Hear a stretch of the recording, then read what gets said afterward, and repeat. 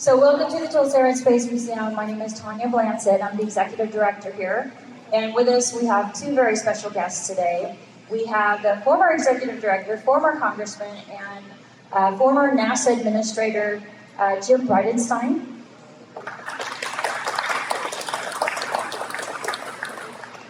And today they're going to be talking about the past and the future of the space industry. And we have Christian Davenport, the author of Rocket Dreams. And there will be a book signing at the table in the back afterwards, and you can get the books up in the front lobby if you would like to get one. So without further delay, I turn this over to our special guests. Thank you, Tanya. Awesome. Thank you, Tanya. It's an honor to be back at the Tulsa Air and Space Museum, and it's a real honor to have our special guest, Chris Davenport, who I would say isn't always the most friendly guy. He is a reporter, and as a politician, I've got to be really careful what I say, what I do in front of him. But yes, we're excited in the front row. But the good thing is today I'm no longer a politician, and I don't have to worry about it.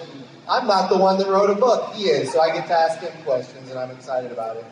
But this is an extraordinary work. By the way, just so you know, this is Chris Davenport's third book. He is, I know we're in Tulsa, but he is a reporter for the Washington Post. So in Oklahoma, we probably don't read the Washington Post that much. But I will tell you, as a former politician, I did. Had to pretty much every day to know what's going on in the world. But this is a reporter who really goes after the truth.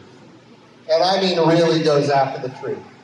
And when I say that, he interviewed me for this book a number of times. And in each case, I told him my side of the story. And he would come back to me and he said, well, so-and-so said this.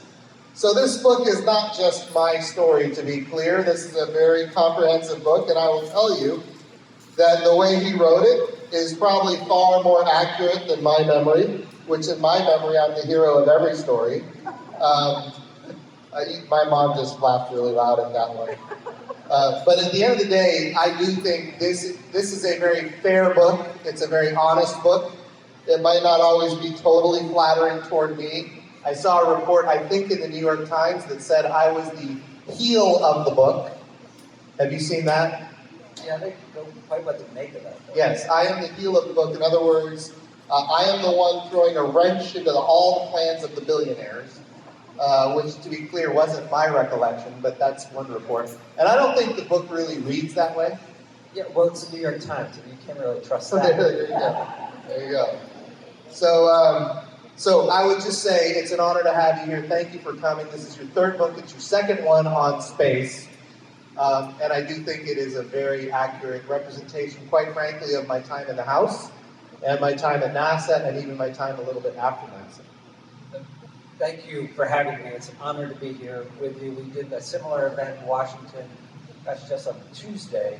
And yes, I mean, there's always going to be inherent, tension between the media and, people in political positions. But and we did cross swords maybe a couple times, but always with, I think, integrity and fairness and transparency. And I think it's a testament that we're here today, still doing this. I do want to thank Tanya and the whole Tulsa Air and Space Museum for having me here and for doing this. It's a real treat and a real honor. So thank you to all of you. And I'm going to just maybe try to filibuster just for a minute, because I know Jim is just chomping at the bit to ask me questions, because usually it's the other way around. We had a prep call for the other event, and I said, I was thinking, like, usually I interview you, maybe we can, turn the tables a little bit, and his eyes just got big like saucers, and he said, and I quote, "Oh, I'm all in on that." This is absolutely true, absolutely true. So it's good to be here with you. We'll go through some stories in the book, and you can kind of give us your perspective and maybe expound a little bit. You can't put everything you learn into a book, and I'm thankful for that, quite frankly. So let's just get started. In the beginning of the book, for chapter 1, there's the chapter 1 is entitled, I only get this angry twice a year. Somebody in this chapter is really angry, and it's apparent. Tell us who's angry and why are they angry as we get started. So this was, the opening scene is Jeff Bezos on his private jet with 3 of his Blue Origin employees. Bezos' space company's Blue Origin, and he's desperate to catch up to SpaceX and Elon Musk because they had gone off and were really charging ahead, well ahead of Blue Origin. They had won serious government contracts from NASA to fly cargo and supplies to the International Space Station and to fly astronauts to the International Space Station. They were working with the Pentagon to launch national security satellites and bringing in all of this revenue and moving very quickly. And Blue Origin knew that when the Trump administration was coming in, this is the first administration, they were going to go back to the moon. Under Obama, there have been some vague plans about a journey to Mars, maybe going to an asteroid, but it was clear under President Trump they were going to go back to the moon, and he wanted to position Blue Origin to be in a position to just say, like, hey, we're gonna help you do that. And so they're on Jeff's plane to meet with the acting NASA administrator at the time, Robert Lightfoot, because it was so early, Jim had not even been nominated yet. And they wanted to pitch him and say, hey, we want to get involved in this. And Jeff is reading the proposal that his staff had put together, and I think it's fair to say was not pleased with it at all, and was a little bit in a bad mood. It was quite spicy, and he said to one of them that meeting with you guys is like shoving bamboo shoots under my fingernails, and he was really going after him. But they did, to me it's sort of a nice juicy vignette, but it shows, to me on a bigger point, is that Blue Origin was really desperately trying to keep up with SpaceX, trying to get ahead and compete. And you see that rivalry sort of throughout the book. And in some ways that's a really good thing, because you want private industry, you want these contractors to compete against one another. As you said, they compete, it drives the cost down, it makes these vehicles more safe, more efficient, because that's better for business. It increases access to space, and that's something we haven't really had in the space industry for a long time, is market forces, bring to bear. Yeah, that's good. I do remember in those early days, I was not at NASA yet, but I was still in the House of Representatives. It seemed like in the early days of the Trump administration, the 45th Trump, Trump 45, the first term, it seemed like Blue Origin was kind of like winning inside the agency at that time.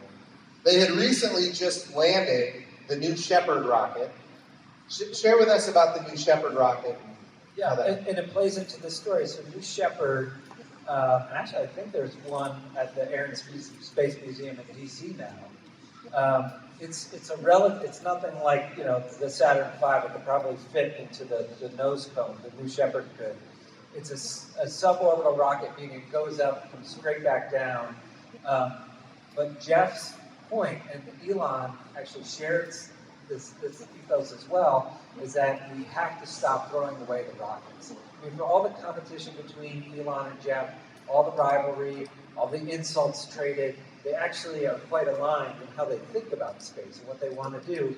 And they both agree that you can't just throw out the rockets. So maybe you've seen these videos from SpaceX where the Falcon 9 comes back to land and it lands on a ship at sea, or back on land at Cape Canaveral. And Blue Origin does the same thing with its New Shepard rocket. And as they're meeting with the Trump administration or the transition team, they said, well, you want to land on the moon? Guess what? We just built this rocket booster that landed in West Texas. And so we can do something like that landed on the moon, which is, of course, ridiculous. And they were just making it up on the fly because they wanted to position themselves to be aligned with NASA. Tell them what they want to hear. That's how you get it done. Tell them what they want to hear. Make it till you make it. And that's what, landing, there's no atmosphere on the moon. and a lot of it relies on the atmosphere to slow itself down. The New Shepard booster, landing on first getting to the moon is nothing like getting to a suborbital trajectory. So they were literally making this up to try to position themselves to do it, which I think is just sort of hilarious on the fly. And then one of them called the company president and said, "You're not going to believe what I just did." And that person was like, "Oh my gosh, well, I better call Jeff." And Jeff says, "Yeah, we just pitched tells Jeff we just pitched the Trump administration to build them a spacecraft that can land on the moon." And Jeff loved it. He said, "This is great. Let's do this." And I remember as a House member at the time looking at some of the pictures, because some of that stuff was getting leaked out, looking at some of the pictures and seeing a New Shepard-looking vehicle on the surface of the moon. And I remember thinking, that isn't going to work. That's not a real possibility. But they were pitching it. And the interesting thing is, if you can land a rocket on Earth, if you can launch it and then bring it back and land it, to be clear, we see that all the time with SpaceX now. New Shepard did it before the Falcon rocket. So basically, Elon Musk was behind Jeff Bezos when it comes to that activity initially. Eventually, that switched around pretty quickly. And not only landing rockets, but landing rockets that go to orbit, which is even more difficult. But in those days, I remember thinking that isn't going to work. And then it started changing. And it started changing rapidly. So they actually got serious about what they could do. So, and your book talks about that a little bit. How did it change? You're talking about the Blue Origin? Yeah. Well, so a few things happened. I think initially they looked at it and they realized that this New Shepard vehicle isn't going to work. But also, what's interesting about it is when they initially pitched it at the time, there wasn't a formal solicitation of government procurement. The way it works is, NASA will come up with a program that says we need to have this. And Blue Origin was before that. But then, as you were administrator, you come up with the naming of the Artemis program. There was a formal program that they could compete with SpaceX against. And one of the things, and Blue Origin goes all in a way that you would think would work. In Washington, you get political power, and so they signed up. Blue Origin signed up Lockheed Martin, Northrop Grumman, and Draper that has legacy aerospace, lots of connections to NASA, but also lots of lobbying power and lots of access to Congress, who controls the funding. And they won the first round of the procurement. They won a lot of money. They won $579 million. And SpaceX finished a distant third with $135 million. And Blue Origin's design had evolved to the point where it looked very much like what NASA said they wanted. It looked very much, in a lot of ways, actually, like what landed on the moon during the Apollo era. Because that's what NASA knew. That's what the NASA engineers said they wanted. SpaceX did something completely different, something called Starship, which is, this huge, more powerful rocket than even the Saturn V. To think that it could land on the moon is almost, preposterous. It would require it to be refueled in orbit, which had never been done before. And yet, in the end, that's what NASA ended up choosing, and it became a huge upset. And in the book, it's sort of one of the main sort of points of tension in there. And I know you have some thoughts about that too. I might have gone public with some of my thoughts on it, but the reality is it is a very powerful rocket, Starship, and we all need it to be successful for the country. I will also tell you that it is a great design to deliver large mass to low Earth orbit. That is what it is designed for. And you can tell how it's designed for that if you look at how it's staged. Rockets like this, they shed parts of themselves as they go further into space. Well, if you're trying to do a high-energy rocket to get to the moon, or a high-energy rocket to get to Mars, or any kind of high-energy orbit around the Earth, you really want as much energy after you get to space as you can possibly get. And Starship was designed intentionally to bring that booster back to land. And the second stage plows through the atmosphere a lot. And because of that, by the time Starship gets to low Earth orbit is only a couple hundred, maybe 300 or 400 miles straight up. By the time it gets to low Earth orbit, it's out of energy. It has no fuel. So now you have to launch dozens of these, at least a dozen, depending on who you talk to, it could be multiple dozens, back to back to back to back, and in each case, refuel in orbit. And that by the way, it could be transformational for how we get to the moon. But that's technology that's going to take years to develop. And it's certainly the probability of achieving that before China lands on the moon is low. And that's the risk. That's the challenge. The challenge is, are we trying to beat China to the moon, or are we trying to do something transformational? And what you find is that there's a disconnect between how a lot of the political types talk and what you see the contractors trying to achieve. And it's because this is a commercial program, there isn't this robust oversight with specific milestones to achieve timelines and capability that we've had in the past, which is a big challenge to say the least when you're trying to compete nation against nation. One of the things I wondered about, and I'm going to squeeze a question in here, I guess it's the reporter in me. There's a lot in the book about your dealings with Elon. I'm just sort of curious too, though, about your impressions of Jeff, your interactions with him, and just sort of the difference that you see, if any, between the way SpaceX operates and the way Blue Origin operates. I think there's a big difference, and I think your book correctly articulates it, which is SpaceX is all about winning government contracts. And they've been winning government contracts going back to the beginning from NASA. And because they've been getting those contracts and every contract builds on the previous contract, they've continued to progress at a very rapid clip. Whereas when I first took over NASA, Blue Origin had almost no contracts. And if any, and if they had them, it was like studies and things like that. So they were at a huge disadvantage, and they were being funded by the bank of Jeff Bezos rather than raising capital. They were just being funded by, at the time, the world's richest person.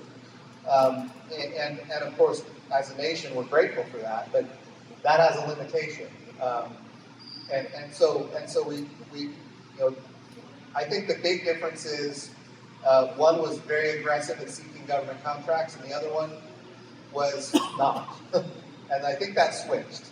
Why don't you share with us some of how that switched? Well, yeah, and as Jeff was looking at that, and Blue Origin had sat out a lot of these companies. Because he's very methodical, and feels like you have to go step by step by step. You built New Shepard, which was named for Alan Shepard, the first American in space, who just did a 15-minute suborbital ride. The next rocket's called New Glenn, for John Glenn, the first American to orbit. And he thought in a lot of ways that, he didn't want to jump too far ahead in terms of the capabilities of that. But then realized that you have to be successful, you have to play the game. You have to get the contracts. And at one point in 2016-ish, 2017, he's getting a briefing from some of the executives, and they're talking about a Department of Defense. It's a relatively small contract for engine development. And SpaceX has gotten some money for that, and he said, "Well, wait a minute, why didn't we participate in that?" And they were like, "Well, you have your bank account. We don't need to do this." He said, "No, that's it. From now on, we go after everything that SpaceX goes after. We're gonna compete with them." Which sets up this whole dynamic, and it comes to a head right when Jim Bridenstine was becoming NASA administrator, and it was an amazing 3+ years. I mean, to cover it, to see everything that happened. We had during this time the restoration of human spaceflight from U.S. soil. We had the birth of the Artemis program, right, to go back to the moon. We had the first launch of Falcon Heavy. we've had the beginnings of the lunar lander contracts, so many different things, and I just wonder, when you look back at this time and it's head spinning, and you reflect on it, is there anything that sort of stands out to you? What do you think about it? So gosh, there's so much. We believed when we got there, one of the challenge, like when was the last time NASA did something that stunned America, other than losing astronauts on a space shuttle? Like that's the challenge that NASA has had, and the big challenge has been we've been cast to and fro with new administrations coming in and canceling previous administrations' capabilities. So if you remember, George Herbert Walker Bush had the Space Exploration Initiative. Bill Clinton comes in and cancels it, does his own thing. I couldn't tell you what it was, but he did something. And then George W. Bush came in. Sorry, I'm still a politician at heart. George W. Bush comes in, and he has the vision for space exploration and said, we're going to go back to the moon, and we're going to do other stuff. Barack Obama comes in, and he cancels it. And they did this thing called an asteroid redirect mission, which is an utter disaster. It was unpopular when I got to Congress. It was unpopular among the Democrats. It was even more unpopular among the Republicans. And it was clear that this wasn't the direction anybody wanted to go, unless you're just trying to cut NASA's budget, which might have been the objective, I don't know. And so what we said was, we have to do things that get this away from the whimsical budgets of politicians. To the extent that we can't get away from the whimsical budgets of politicians, we've got to do things that are sustainable from one administration to the next. So we've got to win the Democrats. Like, we can't just win Republicans. And by the way, I was a very conservative Republican in the House, as you're aware, and that didn't make it easy, but we had to go do the hard work to make it happen, and we did. So when we got there, it was a number of things. The more we can bring in commercial partners and make them invest their own money, number one, it drives down the cost of the taxpayer. Number two, they need to go get customers that are not NASA, again driving down the cost of the taxpayer. And then we need multiple providers on every program competing on cost and innovation. And then NASA becomes one element of a much robust commercial marketplace, an ecosystem of investment and capital formation, and quite frankly, sales. So as long as we had multiple providers, they were getting customers that weren't NASA, we thought that was a more sustainable dynamic over the longer term, number one. Second thing is, and this was hard, going out to the international partners and telling them, hey, this time we're serious. Like, this time we're really going to the moon. And you have no idea how many conversations I had with them. Why would we believe you now? Like, we put billions into stuff in the past, and you pulled the rug out from under us. Why are we doing this now? And the answer was always, let me go show you what the Democrats are saying, because I was a Trump person. Let me show you and so we had to build that bipartisan effort, because again, we could go down a Republican-only path, and when we go down that road, guess what? New administration comes in, it gets canceled, and all your money is wasted. And we're not doing it. If we're going to do something special, we're going to do something special. And so we had to go we had to do the hard work to get the bipartisan support. We had to do the hard work to get the international partners, which also make it more resilient. We had to do the hard work to get the other side of the aisle to buy in. This was, Chris, and I came from the House, this was the most political job I've ever had in my life. The hardest political job. Well, you pulled it off. Because here's, it's sort of hard to understand how remarkable that was. That you have, when the next election comes around, and it's now President Biden, and he's going to, of course, try to lay waste to all of President Trump's programs and policies and everything, and he does, except for two programs: the Artemis program and the Space Force, right? Which is they're tied in some ways, but that's thanks to your leadership and the leadership of other people who are saying, looking at what China's doing, looking at the importance of space, as you said, bringing in the international powers and allies, and saying Artemis is not a military program, but that doesn't mean it's not a national security program. right? This has geopolitical implications. You talked a lot about the soft power, and now, so the Artemis program is the first deep space human exploration program to survive subsequent presidential administrations since the Apollo era. A lot of people say, well, we went to the moon in 1969 and now we have more computing power in our iPhone than they did back then. How come we haven't been back? Well, it's not because of NASA. It's not NASA's fault. It's politics, right? And to be clear, Nixon did not keep the Apollo program. He canceled it. So the reality is, Democrats aren't the only ones that were canceling programs of previous administrations. And so, yeah, that was,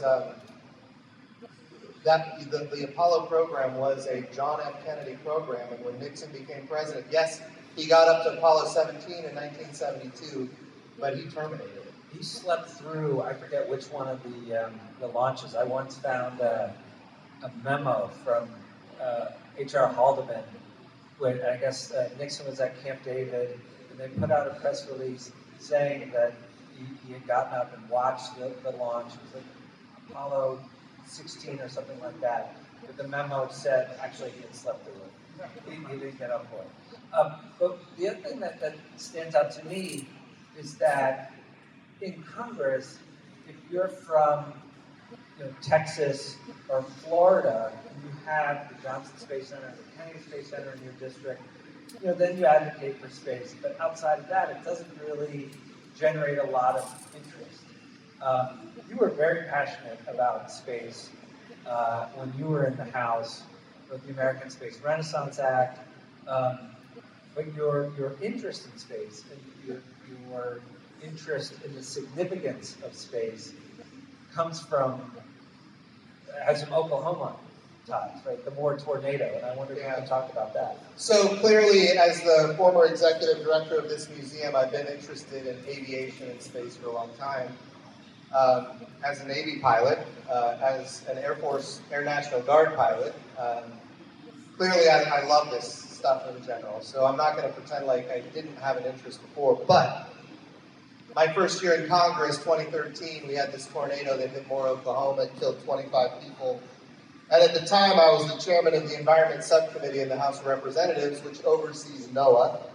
Half of NOAA's budget, about 40% of NOAA's budget, is space-related activities for weather forecasting and prediction and detection.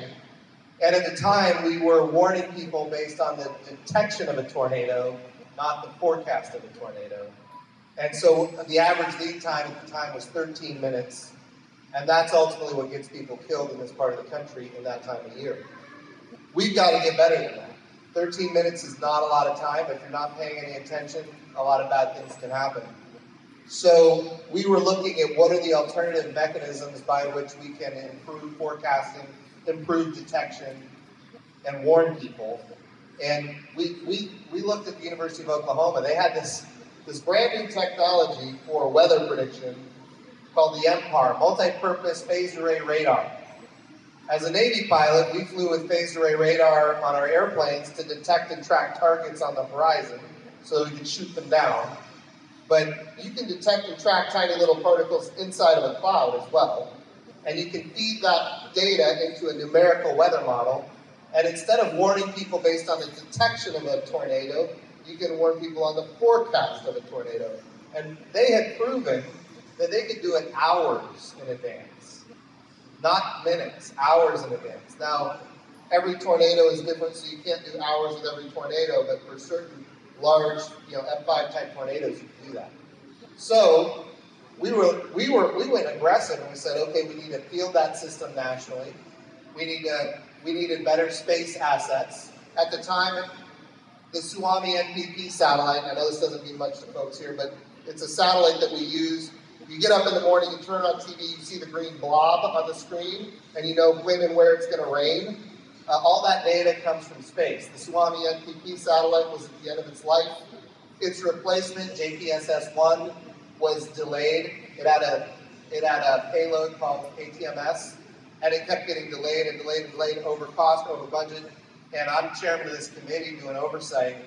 I'm like, we got to have other solutions. And so Space is a piece of that. What can we do in space? We went active on a thing called GPS radio occultation data. I don't want to get into the details of it, but just know this. GPS signals not only tell you where you are on planet Earth, but they go through the atmosphere. And when they do, if you can pick them up on the other side of the Earth, you can figure out when was the signal supposed to arrive and when did it arrive. It's not the same. And based on that difference, you can determine the amount of energy in the atmosphere, which is temperature, pressure, humidity. And so we said, let's figure out how to use that data and put that into the numerical weather model. And so we just started getting every idea we could come up with to, number one, mitigate the gap that's about to happen for weather prediction. Number two, create new technologies, get them fielded. And by the way, Chris, I don't know if your book specifically covers this, but in those days when I was fighting for this weather prediction capability, which, by the way, doesn't get you any votes, just to be clear. I was just trying to do the right thing for the right reasons. But when I was fighting for this, I went to the floor of the House and I gave a speech.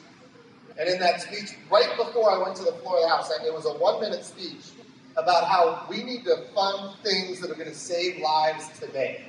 Like what? And right before I went to the floor to give that speech, I went to the NASA website. And I looked at global temperatures. And I was like, the global temperatures have been flat for the last 10 years, 13 years, something like that. And I gave this 1-minute speech back in 2013. 1-minute speech on the floor of the House. And in that speech, I said, global temperatures quit rising 10 years ago. But here's what we know. My constituents are going to die in a tornado this year. That's going to happen. Let's allocate resources where we know we're going to save lives right now. And of course, from that, I became this, I'm not qualified to run NASA because I don't believe in science and all this other stuff. So then eventually, and I totally forgot about that speech. I hadn't thought about that by the time I'm up to be the NASA administrator. I had totally forgotten about that speech, but I'll tell you this, whoever was doing op-ed research on me found it, and boy, they ran that, and all of a sudden I was not qualified to be the NASA administrator. And by the way, I got the data from the NASA website, which is even more ironic. Anyway, sorry about all that. Yeah, you had a heck of a hearing. I was there.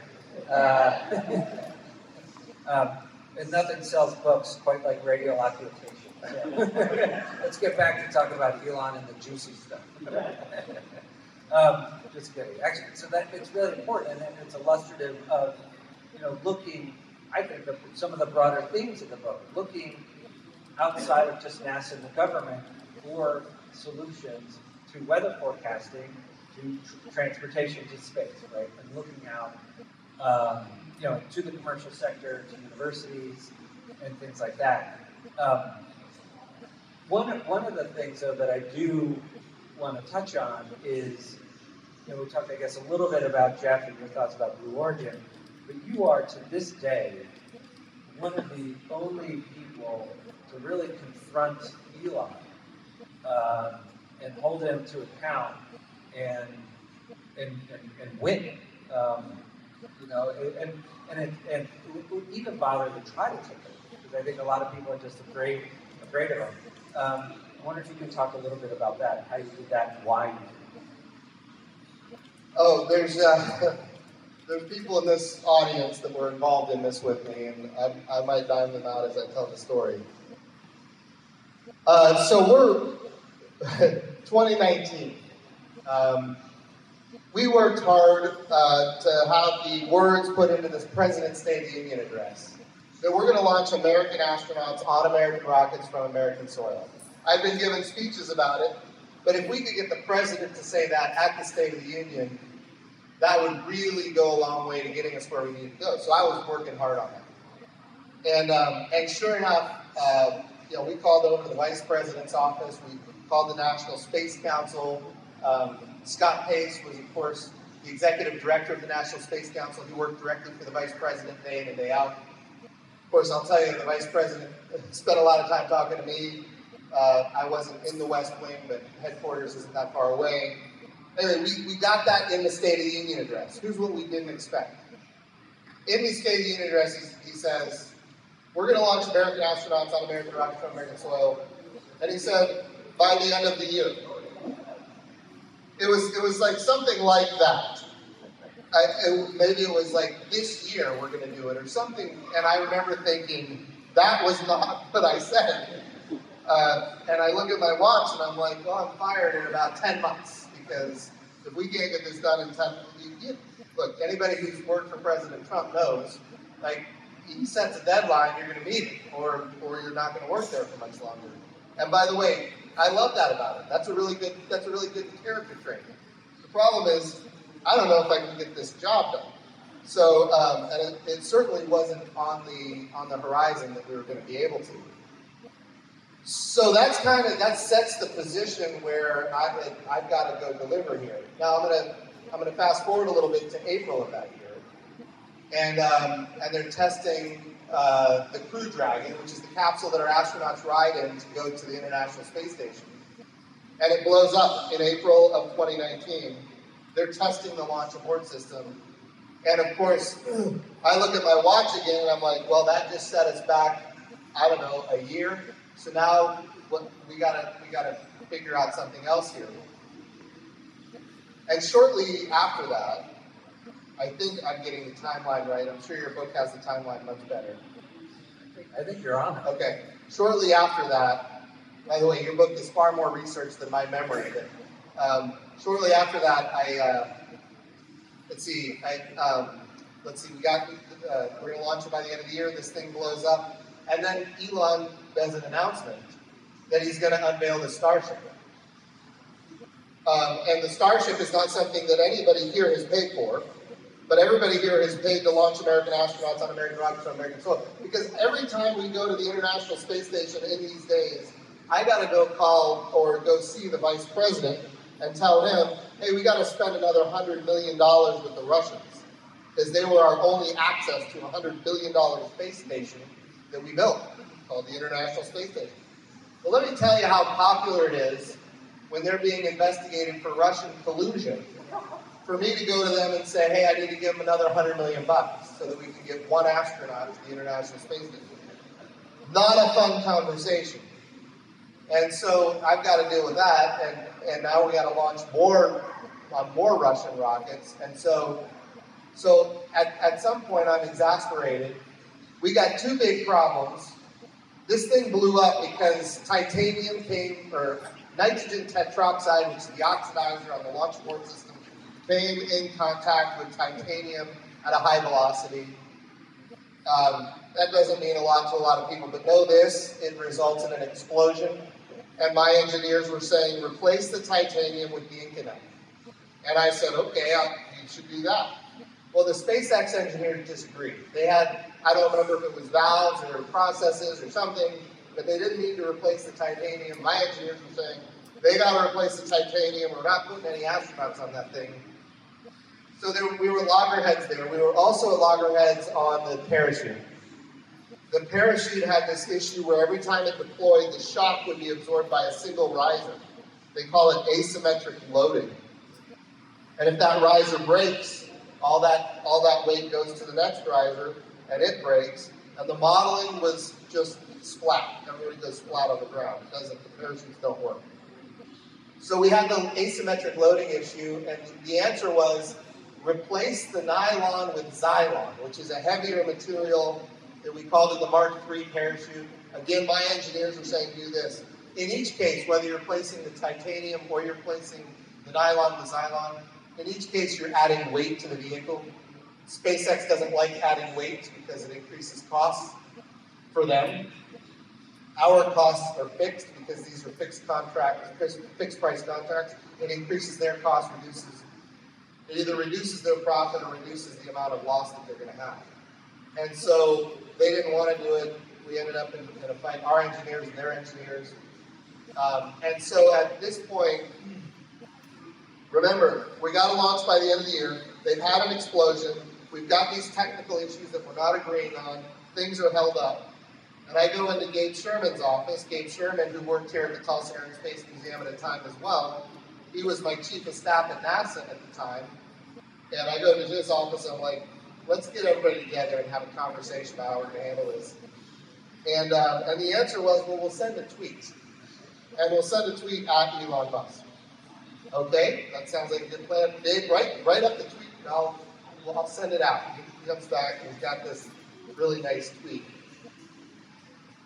I probably shouldn't have said all that about Gabe, but at the end of the day, it talked about holding Elon accountable. And what we ended up tweeting out from my account was, at Elon Musk, excited about your announcement tomorrow. In the meantime, you're years behind schedule. The American taxpayers expect more. It's time to deliver. It was something like that. And it took about 5 seconds before I got a phone call after that.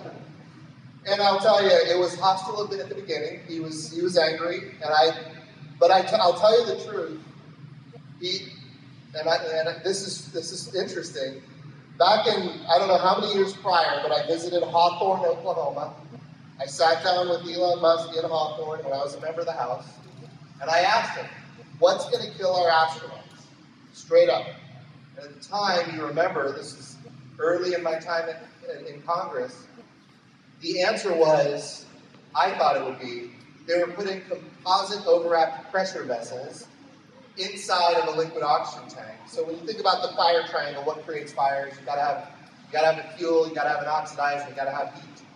Well, 2 of those 3 elements overwrap a composite overwrapped pressure vessel inside of liquid oxygen. That's not something NASA has ever done, and it's against our rules.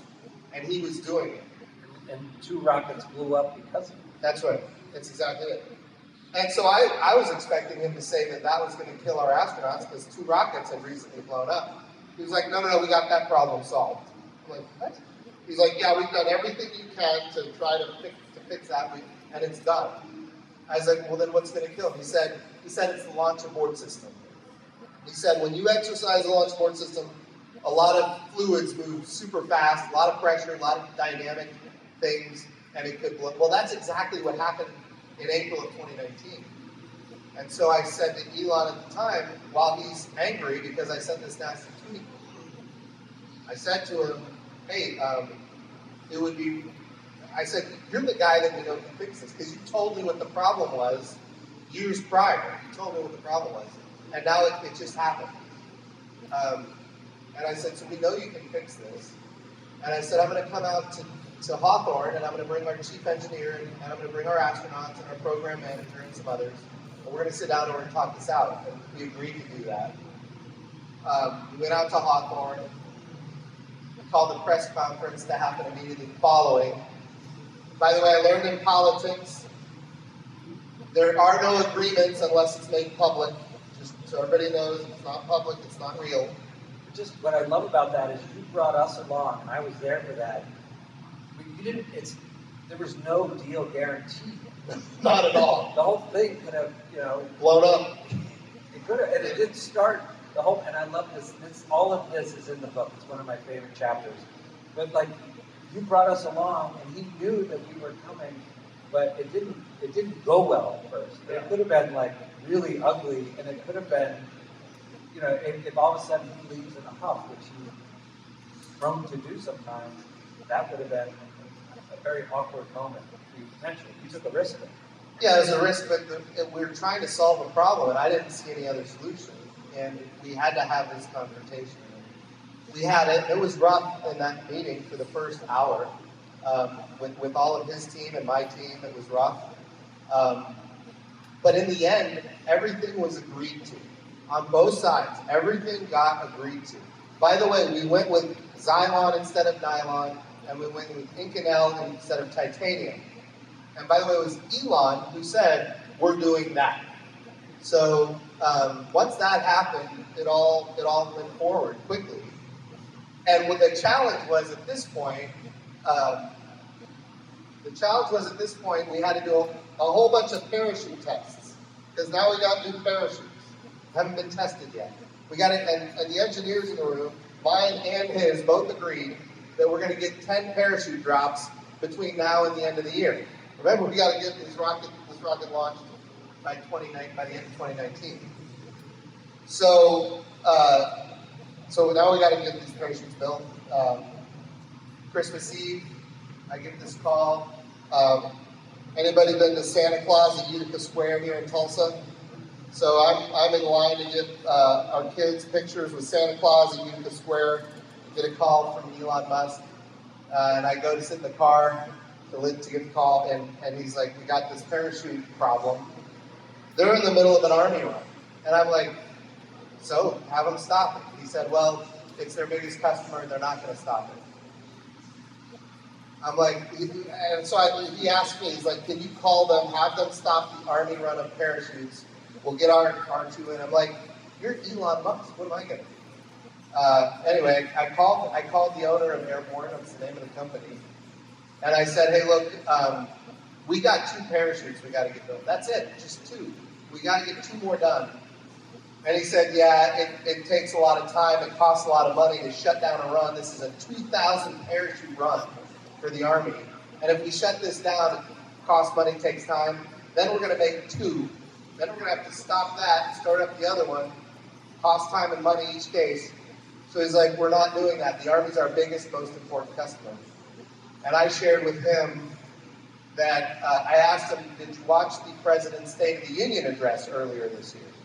And he said, "I think so. I don't know." I'm like, "Well, in there he said we're going to launch American astronauts on American rockets from American soil, and we're doing it this year." And I said, "You're the one thing that's preventing it from happening.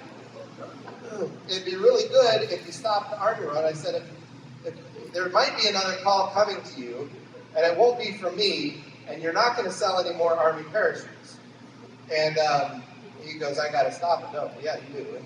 And he did. God bless him. He stopped it. We got 2 more parachutes, and we moved on. Now, we didn't get those tests in before the end of the year. Just to be clear, I never mentioned it to President Trump. He never mentioned it to me, and I never got fired. So it all worked out in the end. I have a quick question. Did you ever tell Elon the story about your phone call with the head of Airborne? Did you ever tell him that? I think I communicated to Gwen Shotwell that we got it done, and it all happened, so it all worked. Now we did get those 2 tests in. One happened before New Year's, the other one happened after, and then it came time to go figure out how to get this thing to fly. Let's see how we're doing on time today. Maybe a couple more questions. One of the things that strikes me, because we're about the same age, and neither of us, I was born in 1973, you were born in 75, so we weren't around for Apollo. Our first memory of space really is challenging.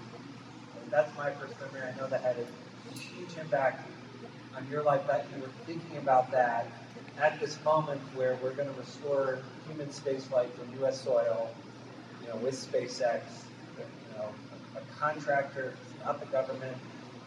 They had 2 rockets blow up. They just had the capsule blow up. You're thinking about this in the back of your mind. I just sort of wonder, though, if you, bigger picture, for so much of the space era, it was born after Apollo. They remember Apollo. They're standing on the shoulders of Apollo. But now that we're losing that generation, and it's more of the shuttle/Challenger generation. And I wonder how you think that just sort of affects how we operate, the risk posture, just the ethos of NASA in general, and our leaders today. Yeah, it's NASA's unlike any other agency in the federal government. If we have a bad day, like I was a Navy pilot. Navy pilots, in fact, die in plane crashes. It happens. So do Air Force pilots, so do all pilots. I mean, especially in these large force exercises that we do, accidents happen. But the world doesn't stop. The president doesn't stop what he's doing. Nothing stops. Everything keeps going. If NASA has a bad day, the whole world stops. Everybody goes in the morning. The president has to stop what he's doing and prepare a speech about it. It's just a much higher profile tragedy. And I think we saw that after Apollo 1.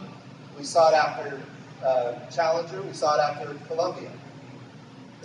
And I think because of that, NASA has become extraordinarily risk averse in a way that, other agencies in the federal government don't have to. And in fact, the private sector isn't anywhere near that risky. And I would also say the space shuttle is extraordinarily challenging anyway, because when it was originally conceived, everybody said the probability of death was between like 1 in 500 and 1 in 1,000. By the time the program ended, it was 1 in 12. That's a dangerous program. And so one of the reasons we move forward with these commercial solutions is, number one, they're less expensive. Number two, they're not over-engineered. The glory of commercial is that they're trying to simplify it to keep the cost down and make everything work. It's more about simplicity than it is complexity. And the government has kind of a different outlook on that in general. But if you're driven by the bottom line, you're going to go with simplicity, not complexity, and we see that in these designs. But when you have it that simple, you also can do things like have a launch abort system. The space shuttle, if the space shuttle had a problem, everybody was going down. There was no launch abort system. So, I think the competitive nature of these commercial companies drives everybody to safer solutions. It drives everybody to simpler solutions, and simple is always fast and easy compared to complex. Well, shall I continue?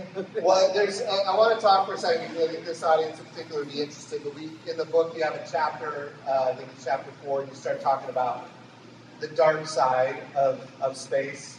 We've been talking a lot about NASA. NASA is a small piece of space. I was one of really 3 members of the House of Representatives that was pushing hard on what became the Space Force. Tell us about that chapter, The Dark Side of Space. Well, it's fascinating, and I'm going to tell it through the lens of, in a way, what's going on right now, because there is a space race between the United States and China, no doubt. And people don't realize that right now there are 2 flags on the moon, and they're not from the Apollo era. The Apollo era flags, well, Buzz Aldrin, that famous picture of him saluting the flag on the lunar surface, he actually writes in his memoir, when he took off in the ascent vehicle with Neil Armstrong, the thrust of the vehicle knocked it over. Regardless of that, they're all, scientists say, bleached white by the radiation of the sun and just the harsh environment of the moon. So when China went to the moon, they unveiled a flag that was made out of composite materials that their engineers spent a year working on, specifically designed to withstand the harsh lunar environment. When they went back in June of just last year, to the far side, which no other country has been to before, to return samples, they built a flag out of a different material, basalt, essentially volcanic rock that they found on Earth, which is plentiful on the moon. You think, well, why would you bother to do that? It's because it's plentiful on the moon, and the idea is that they are showing everybody that they can use the resources of the moon, that when they get there, it's called in situ resource utilization, right? When our settlers went west, they had deer to hunt, there was water to drink, there were trees, they could build shelter, they could live off the land, and that's what you want to do in space. So China took this basalt, brought it to 3,700 degrees Fahrenheit, turned it into lava. We were able to extract these threads, 1/3 the diameter of a human hair, from the lava, and they weaved the flag out of it. And that flag is on the moon right now in the vicinity of the South Pole, which is, oh, by the way, where the Artemis program wants to go. And it's entirely possible that China gets there before we return. So I think a lot of people don't understand, what China's ambitions are. And actually, when I said there are only 2 flags on the moon and both Chinese, that was not quite accurate. There's sort of a happy ending to the story. And this may be a way to sort of wrap things up. And that is that when Intuitive Machines, a company in Houston, landed a spacecraft on the moon, became the first commercial company to ever do it, and the first American spacecraft to land since Apollo 17 in 1972, they had a flag on their spacecraft because some of their buddies at the Johnson Space Center said, hey, we've got a flag for for you that was going to be on one of the on the shoulders, one of the spacesuits for Apollo 18, 19, or 20. In other words, the Apollo missions that got canceled. And it was sitting in a storage facility in Houston, and they said, we'll pull it out for you, and you can stick it on your spacecraft. And a little bit of a rough landing that it had, but there was an image of that flag on the moon. And I just think it's somewhat poetic to have a flag from the Apollo era now back there. That is cool, and I love the story about intuitive machines, and we will wrap it up on this. When I talked earlier about trying to make it sustainable and making it as commercial as possible, some of the things that we did, that intuitive machines lander and the Firefly lander, we're now landing on the moon commercially. And when China landed on the far side, the question was, how do we get to the moon and how do we get there yesterday? By the way, we were working on this even before they landed on the far side. And the answer was, we're going to take, some of you might remember the Google Lunar X Prize, $25 million prize for somebody who could land on the moon. Well, nobody achieved it. Google canceled the program. And I said, let's do a NASA X Prize. And there was no legal way for me to do prizes for the moon. So what we did is, because of just the federal acquisition regulation rules, so what we did is we said, we'll create payloads. We have payloads. Let's just contract them to go to the moon at, say, $100 million, and that'll save us a bunch of money. It'll give them the encouragement to go, and it ends up kind of looking like a prize, even though it's not, and it's within keeping the federal acquisition regulation. So we did commercial lunar payload services, we call it CLIPS. We did commercial LEO destinations. When I was there, we had a different name for it, but that's what it is today, and we got that going. We did a commercial human landing system for the moon. And then, of course, we started commercializing how we do SATCOM for communications for the International Space Station and deep space. So we did lots of different things to try to say, how do we get the private sector to put in their capital? How do we become one customer of many customers? How do we get them to go get customers that are not us? Drive down costs, increase access, and make them compete on cost, innovation, and safety. That was the goal the whole time. And the fact that you just recognize that there's an American flag on the moon because of that program.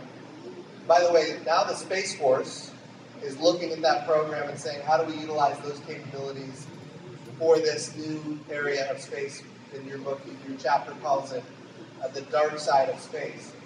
Dark side meaning there's a lot of very important national security capabilities that we use in space, and they're now all being held at risk by threatening countries, and we've got to protect them, and that's why we created the Space Force. So your book has all that in there. I will tell you, there's a lot in here that when I read it, your writing of it is more accurate than I originally remembered, but when I read it, I'm like, yeah, that's actually how it actually happened. So it's a really good work. I might not like every piece of it. I might be a heel from time to time in here, but I will tell you, it's a great work.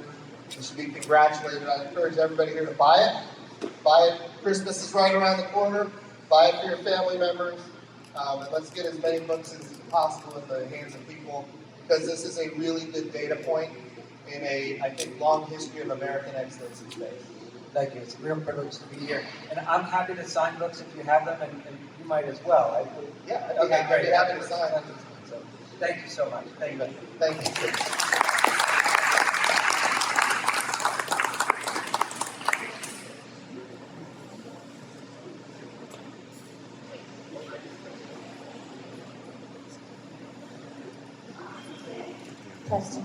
The book signing table is back here at the back.